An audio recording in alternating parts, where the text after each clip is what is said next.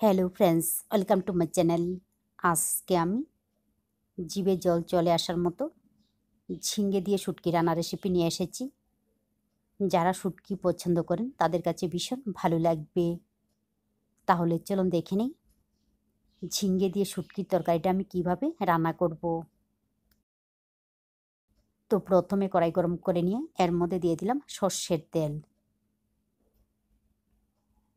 তেল ভালোভাবে গরম হয়ে গেলে এর মধ্যে দিয়ে দেব মিডিয়াম সাইজে 2টা পেঁয়াজ কুচি।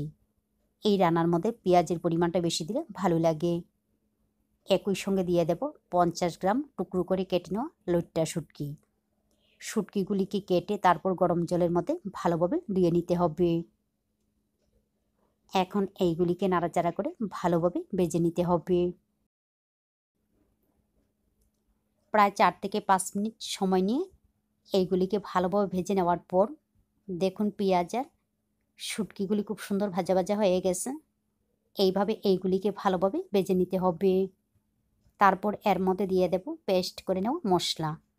এইখানে আমি 6-7টা কাঁচা লঙ্কা, 10-12 কোয়া রসুন, মিডিয়াম সাইজের একটা পেঁয়াজ একই সঙ্গে জল দিয়ে পেস্ট করে নিয়েছি। এখন এইগুলিকে আবার একটু কষিয়ে নিতে হবে।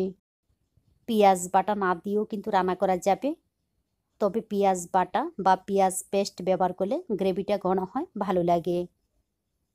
তো এইগুলিকে 1 মিনিটের মতো কষিয়ে নেওয়ার পর এর মধ্যে দিয়ে দিলাম লম্বা করে কেটে নেওয়া 300 গ্রাম ঝিঙ্গে। আপনাদের পছন্দ মতো ঝিঙ্গেগুলিকে কেটে নিতে পারেন।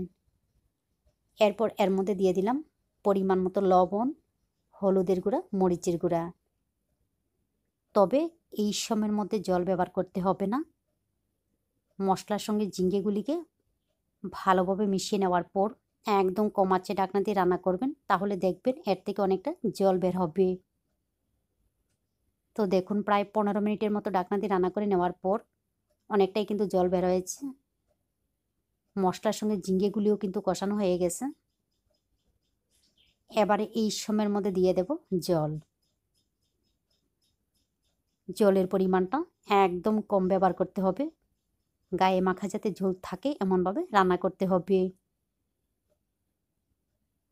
এইগুলিকে মিশিয়ে নেওয়ার পর আবারও 7 থেকে 8 মিনিট কম আঁচে ঢাকনা দিয়ে রান্না করব। তো 7 থেকে 8 মিনিট রান্না করে নেওয়ার পর দেখুন খুব সুন্দর হয়েছে। আমি আবারও বলছি, গ্রেভিটা যাতে এমন থাকে ঠিক এইভাবে রান্না করতে হবে। হাতের কাছে যদি ধনিয়া পাতা থাকে তাহলে এই সময়ের মধ্যে ধনিয়া পাতা কুচি দিয়ে মিশিয়ে নিতে পারেন, তাহলে আরও বেশি ভালো লাগবে। তো আমার রান্না সম্পূর্ণ রেডি, এখন আমি নামিয়ে নেব। এইভাবে ঝিঙ্গে দিয়ে লইট্টা শুটকির তরকারি রান্না করে খেয়ে দেখবেন, ভালো লাগে। ভালো লাগলে অবশ্যই লাইক, শেয়ার এবং সাবস্ক্রাইব করবেন।